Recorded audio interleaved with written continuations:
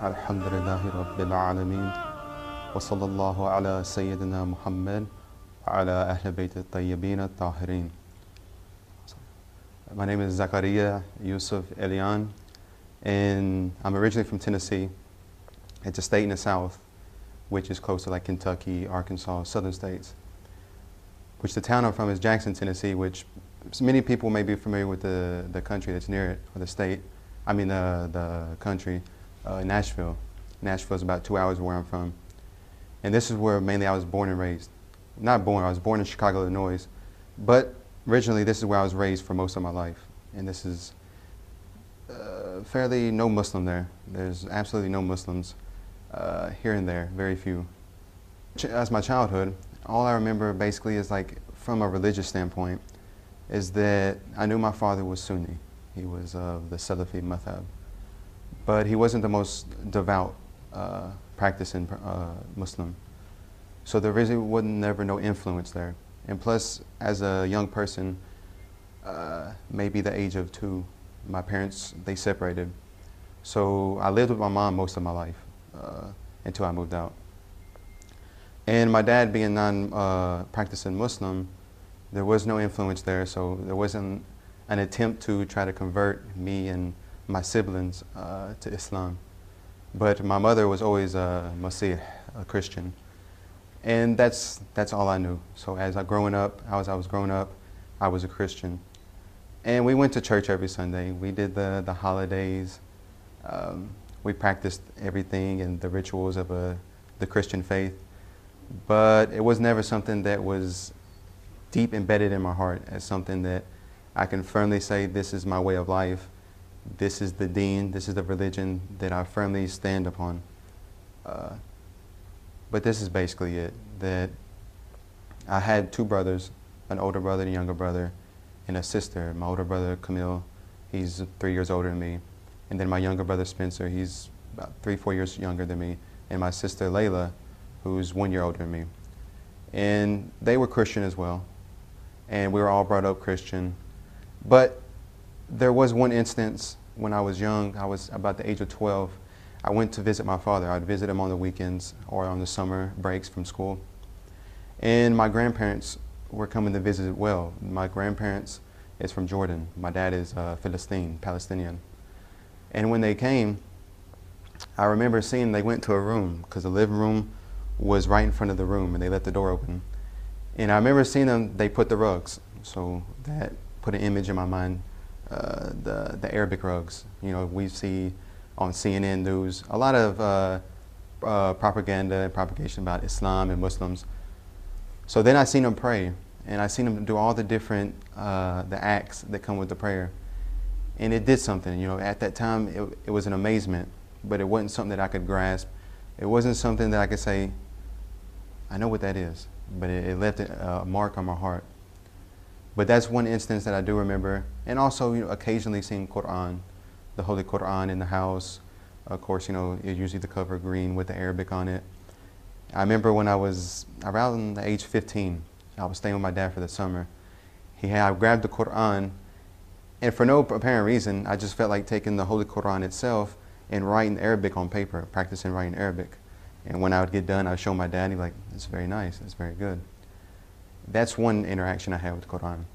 And then later, of course, about 17, I remember I had the Quran, and I spoke with my dad a few times. He showed me a video about Rasulullah sallallahu alaihi wasallam, and it really didn't grab me at that time. But it left an impression on my heart. Again, little seeds that were planted that blossomed later. But that's mainly from. Well, I was in, I did all my school in Tennessee, Jackson, Tennessee. The beginning school, middle school, high school. And the schools that I went to, there was no Muslim. There was no really interaction with other faiths. Everybody mainly practiced Christianity, and very few Judaism, Jews, and some were Hindus. That's mainly the contact of other faiths that we've had. But the schools there, you know, the school system was very loose. You had your gangs, you had your cliques, you had all these different aspects. So it was easy for an individual to get misguided, to be easily influenced to join these types of cliques, these type of gangs, these affiliations. So there was a lot of bad influence of the schools that I grew up in. And everybody was doing everything beside lessons of school. So it was very hard to focus, but you know, everybody got by. But that was the main thing. The schools, they had no structure. There was no structure like you see in like an established school or a college or a hausa. On September 11th, that day we were in fourth period of class. High school has 4 periods. And in the 4th period, our teacher turned on the TV because all the classes had TVs. So as we were watching the TV, they said news alert.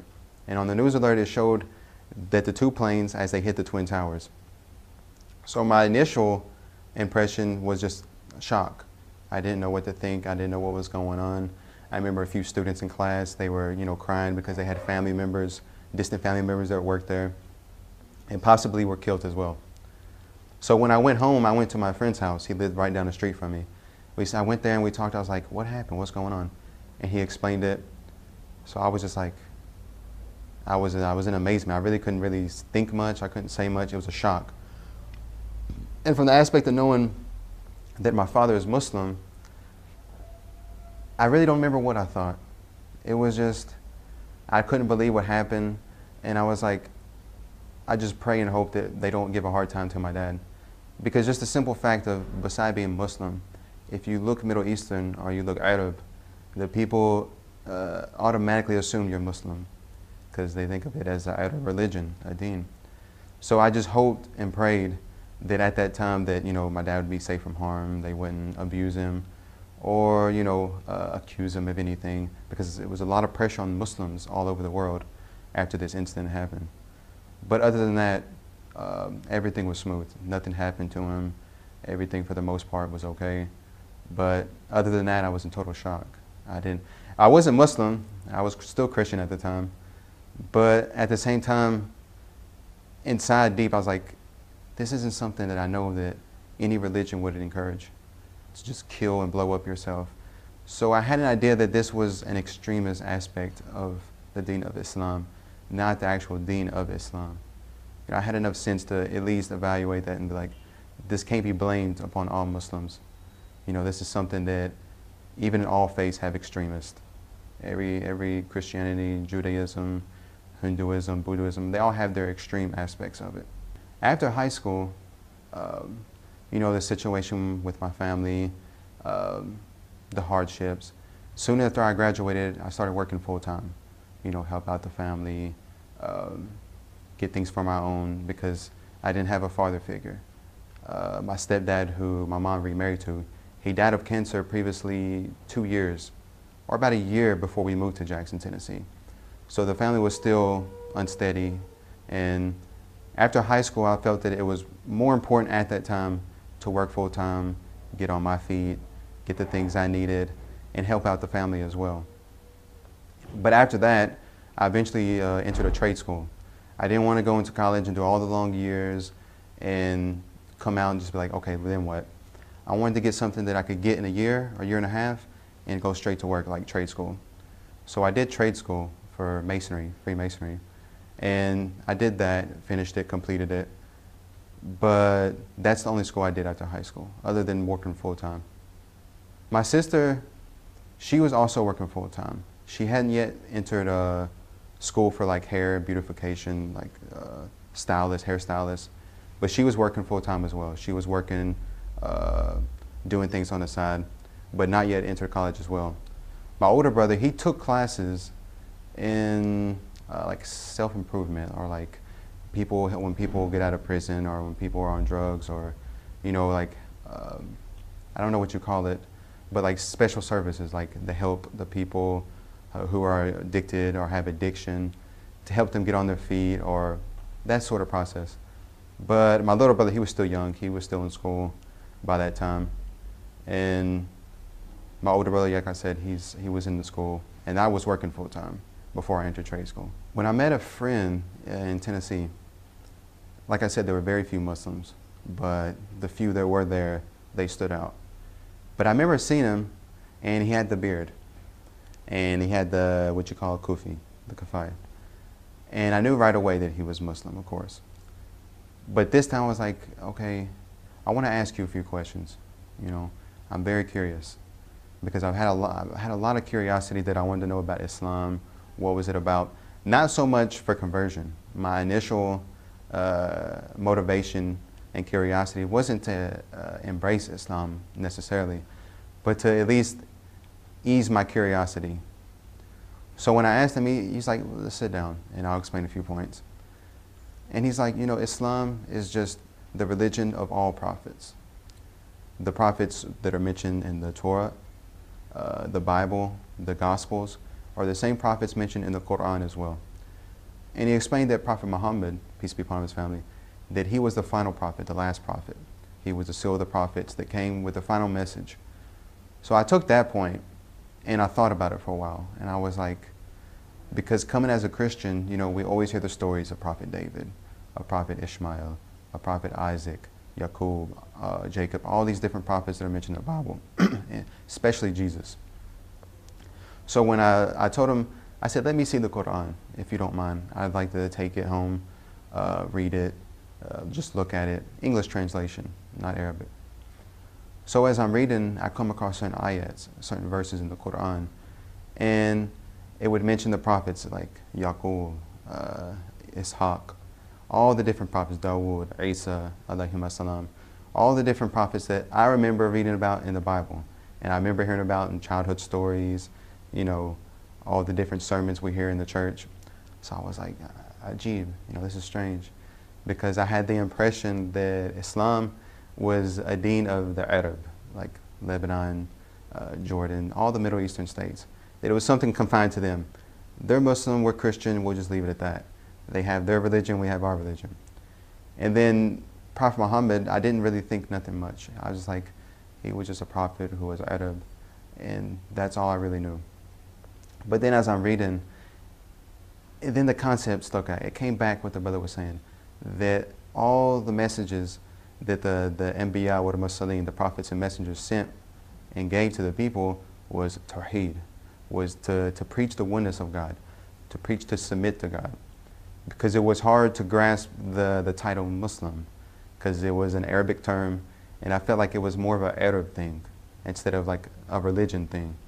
But once I got down to what it actually meant, that Muslim means one who submits to Allah subhanahu wa ta'ala, then it started making more sense. And then looking at it from the past of the other prophets, they were all Muslim because they all submitted to the will of God, and they taught the people to submit to the will of God, to believe in one God. So that was the initial. So we talked, we discussed. I read the Quran again, and then I remember I went to the front of the Quran, and it has like an introduction story, and it spoke about how Rasulullah sallallahu alaihi wasallam had the initial revelation in the cave when angel Gabriel alayhi salam came and revealed the first revelation. For some reason, I didn't really understand it much, but just reading it, it did something to my heart. It touched my heart, and it affected me very much. So the next day I went back to the brother and I asked him, I said, what else can you tell me about Islam, like other aspects? And he took me down and basically taught me the usul al-din. Like we have salat, we pray 5 times a day, we fast during Shahr Ramadan. There's a specific month that we fast the whole month. And then he said we pay zakat, etc. You know, all the different usul al-din, or the foundation of the deen that are obligated upon us, such as Hajj as well. So I said, okay. And then he, one by one, you know, he broke down little by little, you know, step by step to help me get a grasp of what the deen of Islam meant. All through life, you know, all through my life, I always wanted that spirituality. I think it's in everybody's nature to want that nearness and closeness to Allah. Want that strict lifestyle, the structure. And I always wanted that. You know, if you like, growing up, we always watched movies. And in some movies, you know, you see sometimes some people, they had that spiritual awakening. and they totally transform from their bad way of life to a good way of life, and they become devout people of God. So that always encouraged me when I seen that, but I never had that push. I never had that strong motivation to really practice this way of life. And plus, as Christian, you know, it didn't give that motivation to me as well. So with that in mind, you know, I went back to the brother, and I talked to him some more, and I said, I'm thinking about converting. I said, because in Islam, it's very beautiful. I said, it's no different than Christianity and Judaism. But better yet, it came after it. It's a succession. You know, the prophets of Moses came to the tribes of Israel. After him, Prophet Jesus. And then after Prophet Jesus, Prophet Muhammad. Peace be upon them all. So I understood the succession of the prophets that came one after another. And it started making more sense. And of course, you know, the tawfiq, the inspiration and the success that Allah helped open my eyes and helped me see that. So I sat there and I talked to him, and I said, I want to convert. I took the decision that I was like, I'm going to convert. I was back and forth, should I not? But I was like, I'm just going to do it. I'm going to go for it. You know, of course, you know, there was hesitation because I've been raised all my life Christian, as a Christian. And it's not easy for a convert always to make that big jump. So it's some hesitation. But I embraced mainly because, you know, in Islam I saw structure. I saw a systematic way of beliefs. They were definite, they were explained. In Christianity, we didn't have that. In Christianity, if you look in the Bible, it's hard to see many verses that talk about the akhirah, the hereafter. In the Quran, it speaks explicitly about verses of what will happen in the hereafter, whether it be in heaven or it be in hell. And also like the structured laws that are in Islam. In Islam, we have a set basic laws that we go by. Whereas you find in Christianity, there's not that as much. Like it's more of a moral discipline, a moral guideline, not so much as laws. If you ask a Christian, why do you eat pork? They'll tell you that it's allowed. There's nowhere in the Bible that says it's haram, it's disallowed. So there's not that strict guideline to where it says this is halal, this is haram, this is allowed, this is not allowed. So that itself, I needed that structure because as a Christian there wasn't structure. I felt like I'm just going to church on Sundays, I'm taking the title of a Christian, that's it. There wasn't no strong foundation of beliefs, of laws. And then we have also Sunnah, the way Rasulullah did, the acts he did, what he said, and what he silently approved of. So we have every basic act that we can think of, whether it be waking up, going to sleep, showering, brushing one's teeth, dressing. There's a specific act that Rasulullah did that we follow as well. But we don't have too much of that in Christianity. We can't say that, well, you know, Jesus, he dressed this way, he ate this way, he said this before he ate, after he ate, he said this. He gave us a strict guideline on how to eat, what our diet should be. None of this is found in Christianity. So mainly the structure and the strong belief system that was the main thing that motivated me to embrace Islam. Just me and two other brothers. Another brother, he was learned. He had a lot of knowledge in Islam, and he taught the community. And I did my shahada with him, the testification. And it was just me and two other people. There wasn't no like ceremony or, you know, he became Muslim, but it was just 3 people at that time. But later it was announced to the community that, hey, Zakariya, he embraced Islam. He's Muslim, you know, come to him, talk to him, help him, etc. My name was given to Zakariya, but my mom and dad agreed to give me a name that if they wanted to call me by English, there would be an English equivalent to it as well.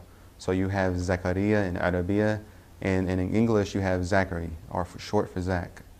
And then also in Hebrew, Zakariya. So there was that switch you could do with my name. Like if my mom wanted to say the English, which of course she did, she would call me Zachary or Zach. But my father would always call me Zakariya. Zakariya. It was after my conversion that living in Jackson, Tennessee, there wasn't barely any Muslims. And the Muslim community that was there were all Sunni. So before that, just a few steps back, I remember I seen a friend, also another friend, not so much a friend but an acquaintance, and he was Shia. And after being Sunni for about a month, I got the basic beliefs of what the Sunnis believe, etc. But I really didn't know no difference between Shia and Sunni. So the brother, I basically asked him, what is the difference? What is the core difference between Shia and Sunni? And he basically broke it down. And he said that, of course, we believe in the 12 Imams, alayhim as-salam, the spiritual guides after Rasulullah, who protected the community from misguidance. And then he also said that one of the other core differences between Shia and Sunni is that Sunnis believe in Qadr. They believe everything is predestined. But us Shia, we believe that Allah is Adl, that Allah is just, and that Allah ordains certain things, like where we're born, where we'll be born, and things like this. But there's also other things that we have a free will in. We have a limited free will, and that we're able to do certain things, and there's some things we have no control over. So this made sense as well.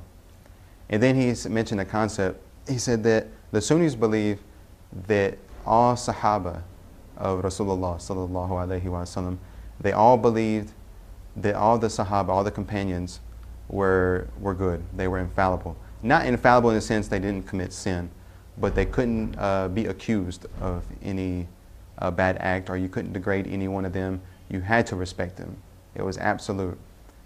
So then as a Christian, I look back that even the 12 disciples of Isa, Jesus alayhi salam, there was good disciples and there was bad disciples. Every community of every prophet, there was always good and there was always bad. There was never a community that every single companion of a prophet was infallible, or not so much infallible, but never committed sin, never committed a mistake, never went back on his faith, or went even against the prophet, because we have this also in Christianity. But with the Sahaba, I could grasp that. So then after that, we continued to talk about the main differences between Sunni and Shia, and then he just broke things down. And then I converted to Shiism after the conversion from Christianity to Sunni. So I took it upon myself to take the books that I had in my access, in my reach, to do research my own, because I had to have the certainty of myself, not just what somebody else told me. So I went through Sahih Bukhari, Sahih Muslim, and I remember seeing one distinct hadith, because it took me back to one of the points that the brother made. He said that one of the aspects of the Shia is that they believe that the Imams, the 12 Imams, were the guides after Rasulullah, instead of and particularly just the companions. The companions had their role, but they were the main guides. So the hadith says that Rasulullah said, يَكُونُ إِثْنَ عَشْرَ أَمِيرًا كُلُّهُمْ مِنْ قُرَيْشٍ. So I looked at it and I read it, I was like, this itself says 12 Imams, 12 Amirs. Different hadiths say Amir or Imams, differences. But for the most part, we understand what it's saying. So I went back to the brother and I said, is this one of the narrations that you use to support your belief as a Shia? And he said, yes. He said, this is not the only one. He said, there are many, many hadith narrations in the books of Sunni that support Ahlul Bayt, that support the guidance of the Imams after Rasulullah. So through that, I took the books and I read more and I looked into it more. And over time, things started coming to the light. And then also, like reading the Quran. There's the verses of the Quran that speak about Ahlul Bayt. Ya ayyuhal ladina amanu ati Allah wa ati Rasulah wa ulu amri minkum. So it said that, oh, you who believe, obey Allah, obey His Messenger, and obey those in authority. So of course, there's two sides of the argument. The Sunnis say, no, the people of authority are the rulers, or the people who are in authority in general. But the Shia say, no, that we have authentic narrations that have come to us from Rasulullah and Ahlul Bayt that say that, no, this is specifically the Ahlul Bayt, the family of Rasulullah, the Imams. So this helped as well. And plus, I had access to a Shia tafsir. It was like a simple tafsir, nothing major, but the general interpretation of the Quran with hadith from the Imams. And I would run across this as well, look at the different ayats, compare it to the Sunni tafsir. So I was kind of back and forth, just comparing, studying, asking questions, until finally, alhamdulillah, Allah gave me tawfiq. Allah opened my heart, and He helped me see the beauty of Shia Islam and the different aspects of the beauty of the different beliefs and that revolves around Ahlul Bayt, and particularly alayhim as-salam. So after that, I became Shia. The place where I was at, of course in Jackson, Tennessee, there wasn't many Muslims, and the Muslims that were there were Sunni. So on top of that, I felt very restricted. I felt very like I was in a tight spot because I was reading different books that I would order from Iran. I got books in publications. I would write them a letter, they would send me books. So in English translation, English books. So I would read all the time, different Shia books about the beliefs, history, and particularly history, because the history opened my eyes to a lot of things that occurred. So this itself, it helped a whole lot. And I just kept reading. But at the same time, as I'm reading, when you read something new and it's exciting, you want to share it. Anytime you learn something and it's exciting, you want to share it with somebody else. Or you may have questions. So I had access to Facebook. So I had, shuyukh, scholars who were from Qom, from Najaf. I had other brothers who were studying the seminary in the house as well. But it's not the same being in physical contact with other Shia and being able to converse with them, interact with them, and other things like that. So I felt very restricted. So what I was doing, I was working and I was doing trade school, and I had my mind made up that I was just going to work trade school and just study as much as I can, because my studying was just a passion. It was a love. I found something very beautiful, and I just wanted to get more and more and more and learn more about it. So the brother mentioned to me, he said that, as much as you study and as much as you're into the religion, you should go to the Hausa. So at the time, I knew nothing what Hausa was. He said it's a seminary where students come and they study full time. So I said, okay, I'll take that in consideration. So I went to a friend, he's Ali. He's from Basra, Iraq. He's a Shia. But I didn't really associate too much at that time. So when we talked, he said, yes, this is what the house is. This is the layout. This is what you'll do, etc. So I said, okay. So I went home, I thought about it, and I thought this was a very good idea. This is the main thing that I've been wanting. So I went on Facebook, and I talked to a few people, got some advice, like, what do you think? It's a big step, but what do you think? Like, yeah, if that's what you want and Allah has guiding you in that path, take it. So the next step was that I needed contacts, because, I tried calling the Hausa, and it's not the easiest process. So I was trying to make contacts. So it just so happened that I went on the internet, I went to different websites, Shia masjids or Shia centers, and I was trying to get as much contacts as I could that I could call them, get questions. Could you help me in the process of getting to Hausa? So they're like, oh, okay. So I came across a scholar in Dearborn, Sheikh Hisham Hosseini, and I called him, and I didn't know who he was at the time, but I just called a random center, and it just so happened to be him. And I asked him basically, I need help. I need help with Hausa. I want, a contact that can, put me on the right track, what I need to do, because I have no idea what to do. So he said, fine, that's okay. He said, just come to Dearborn and we'll show you around and this and that. But I had a full-time job. I was working. I was settled. So I was kind of scared. I was afraid to take that big step at first. I was like, how do I drop something for a chance that something might happen? I quit my job. I give up everything. But at the same time, I thought to myself, I said, anything we want, we have to make a sacrifice. We have to drop certain things that we're attached to get something better. We have to take a chance sometimes. So I said, okay. I said, after calling again, I said, okay, I'm going to come. So I dropped everything. I bought my bus ticket, and I moved to Dearborn. So when I got to Dearborn, I met the sheikh. He got me in contact with other two Iraqi brothers that I was staying with him as well. So when I was working in the center, it was during Shahr Ramadan. I was helping out during the month of Ramadan, setting up chairs for the majlis, the lectures at night. And the person who so happened to come speak was Sayyid Bakr Imrani. And I remember sitting to them, talking to him in the library. We were in the library. And I asked him, I said, do you know anything about the Hausa? Can you help me as well? What can you do? So he said, let me make some calls. Let me see what I can do. Initially, we tried to get into Najaf. I was just going to go ahead and go to Najaf first, come to the Hausa and study. But we had second thoughts that, well, maybe it's better that we can find a house in America that you can learn Arabic, you can learn the basic studies, get strong, then go to the Hausa in Najaf or Qom, whichever one you choose.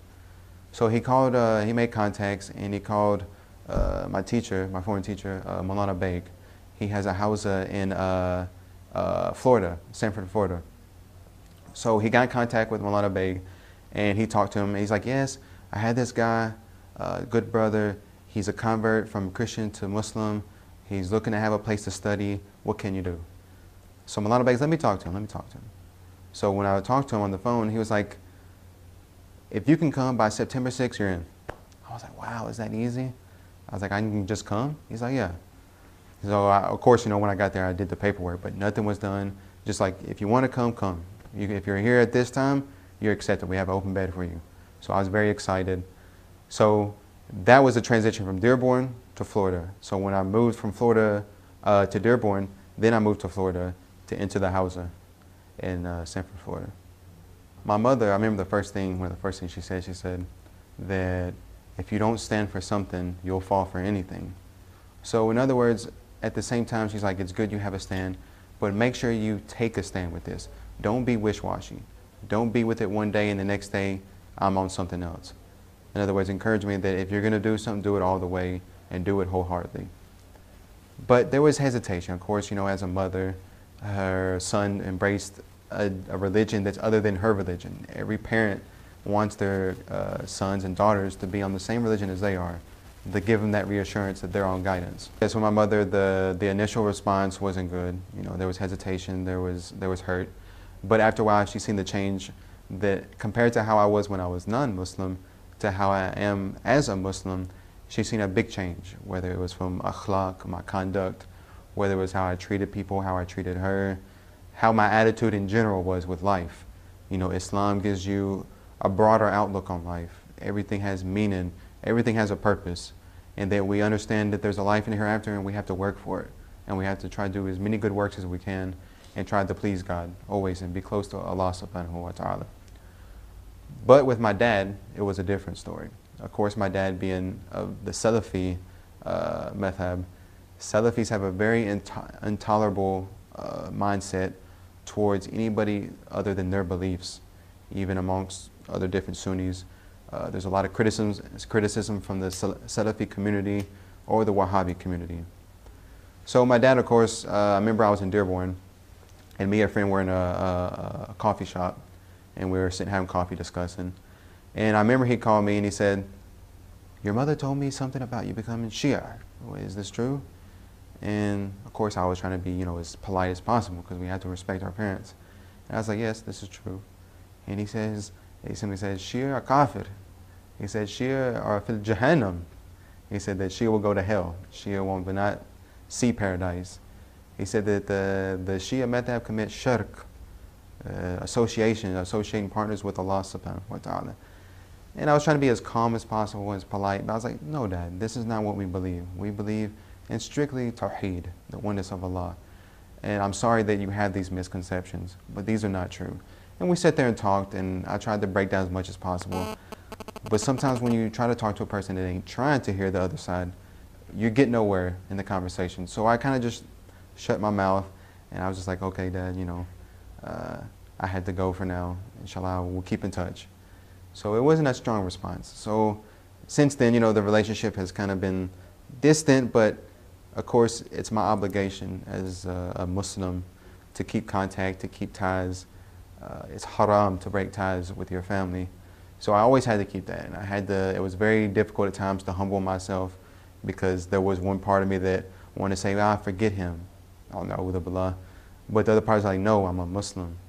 I'm different now. I can't have that same attitude, like forget everybody if they're against me or they have differences. I had to change that mentality within me. So I was like, no, you be the better person, keep contact with him, call him, and do what you can. And at least you know that you're pleasing Allah subhanahu wa ta'ala. In Florida, they have a program under Maulana Beg. He has a specific program that's laid out for not just converts, but for anybody that doesn't have the strong basics of Arabiya or Aqaid, just getting a stronger foundation in the core subjects of Hausa. So it's a 2-year program that specializes in teaching Nahu, sarf, which is Arabic grammar, to help get better at reading Arabic books. Because once you come to Najaf or Qum, the books are either in Arabic or in Qum there's Arabic and Farsi. So you have to get that tool itself to open up other doors to get the knowledge.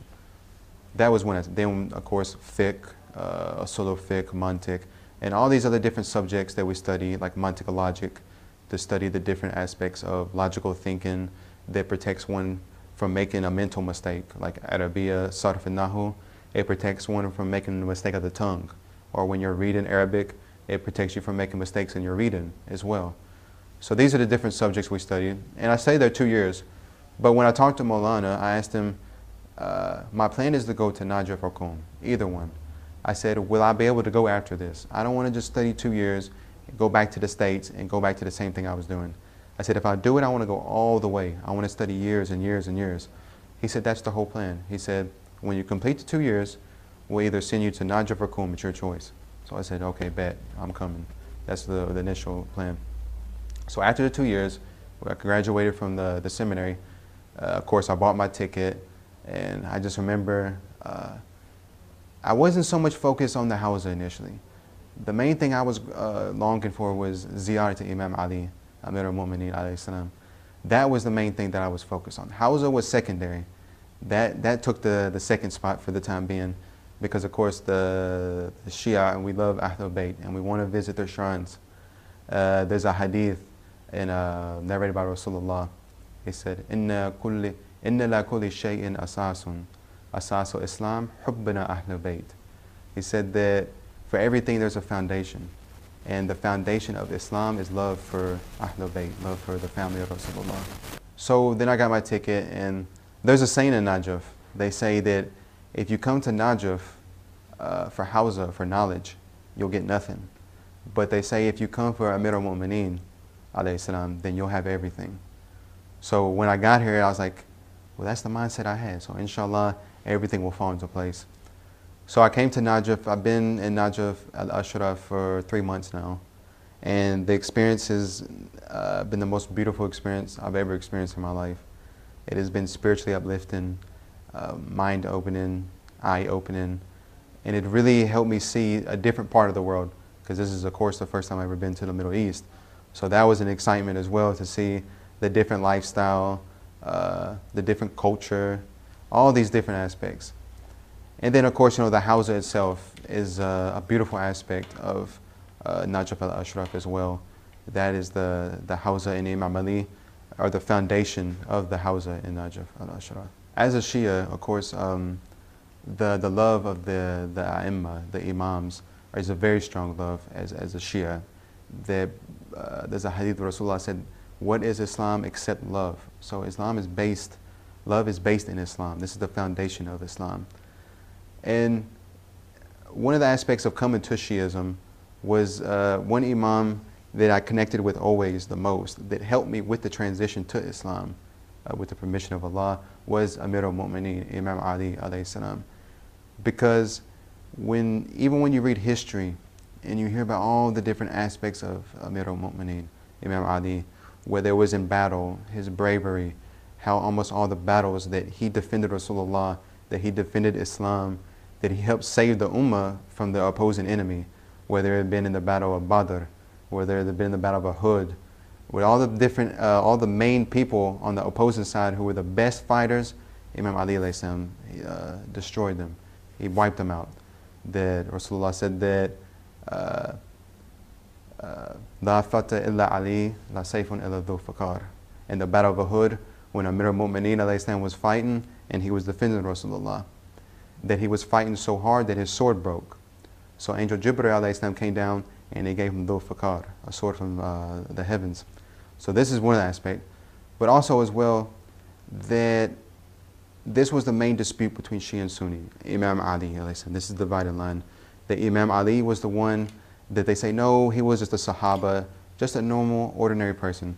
No, the Shia say, no, he was a divine Imam who was divinely sent by Allah subhanahu wa ta'ala. So reading the different hadith about Imam Ali, Rasulullah said in one hadith, Zayyinu mujalisakum bi dhikra Ali. They said they beautify the gatherings with the remembrance of Ali. Or when Rasulullah would go into a gathering, He said that whenever there was other people, but Imam Ali was present, all my attention would be on Imam Ali, despite other people. Normally, he said that I would give attention to everyone. I would make eye contact with everybody to give him that respect. But when Imam Ali was present in the gathering, his attention was just on Imam Ali. So this aspect, it opened my eyes, and ever since then there was always that intense and close connection with Amir al-Mu'mineen, because reading about him, you know, it just impresses you, the different characteristics, his character, his worship, everything about Amir al-Mu'mineen. It impressed an individual to say that this had to be somebody sent by Allah. This can't be no ordinary individual who's just a normal companion, but it had to have been somebody who was sent by Allah subhanahu wa ta'ala. My aim, of course, is to complete at least 10 years in Hawza. I want to be able to get very strong, be very learned, so that when I do go back to whatever community Allah wills for me to go, because of course we plan, but Allah plans also. So, you know, we can have a plan, but Allah may want us somewhere else. But whichever community I go to, or wherever place in this world that Allah wants me to be at, that I want to know and be reassured that I'm firm, that I'm not just somebody who knows a little bit. Of course, any knowledge we have is a little bit, but I want to at least be firm in the little knowledge that I do know, so that when I go back, I can teach other people. And the main thing is that I just hope to be an inspiration for people, that they can see that somebody can come from a rough background, came from as a Christian, he became Muslim, came from Sunni, that came to Shia, that other people can do that as well. Whether you're a Jew, Christian, Hindu, Buddhist, that we have to keep an open mind. We have to research, we have to look at for ourselves, and not just accept everything that our community or our family give us, but we have to look into it ourselves. We have to get that yaqeen, that certainty in our own heart. And I just hope that this can be inspiration for other people as well, to help bring them to Islam, to help bring them to the love of Ahlul Bayt, alayhim as-salam.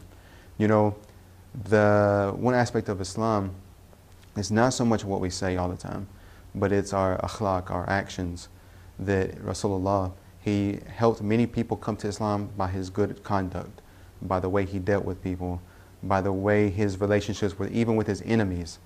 A quick story to give an idea of this is that when he would walk past a woman's house, she would always abuse him and throw trash on him.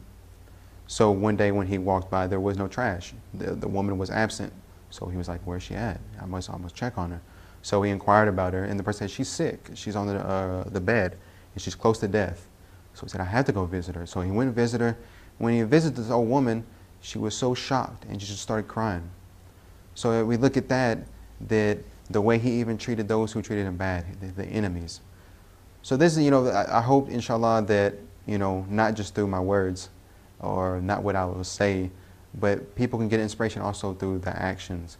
You know, and a lot of times converts who convert to Islam are people who are on the verge of converting to Islam. There's that hesitation of what will my family think, what will my peers think, what will my community think. You really have to put that to the side and do what you know is right. Anything in life that we do, it takes sacrifice. Nothing comes easy. Nothing comes with comfort. Everything comes with hardship when it's worth the sacrifice. When it's something you're working hard for, it's never going to come easy. The same thing, you have a teacher and you have a student. If the teacher sees potential in the student, he's going to test him. He's going to try him hard. He's going to put him to that hardship. It's not easy. The same thing as a convert or somebody who's on the verge of converting to Islam. That they have to just be strong-minded and just focus and know that if I know this is the truth, I have an obligation. This is the truth, I have to embrace it, regardless of what people think. The thing that matters is what Allah thinks, what our Creator thinks. That's the main thing that's going to count. So I hope that, inshallah, that people can be inspired and inshallah, at least take the step to research. If anything, to give that motivation to research about Islam, to see what Islam is. If anything, at the end of the day, it can be that they have more of an understanding of Islam now. They've rid away all the misconceptions of Islam. They dispelled the misconceptions that they've been taught. So, inshallah, I hope to achieve this as well, inshallah. Only by tawfiq of Allah subhanahu wa ta'ala.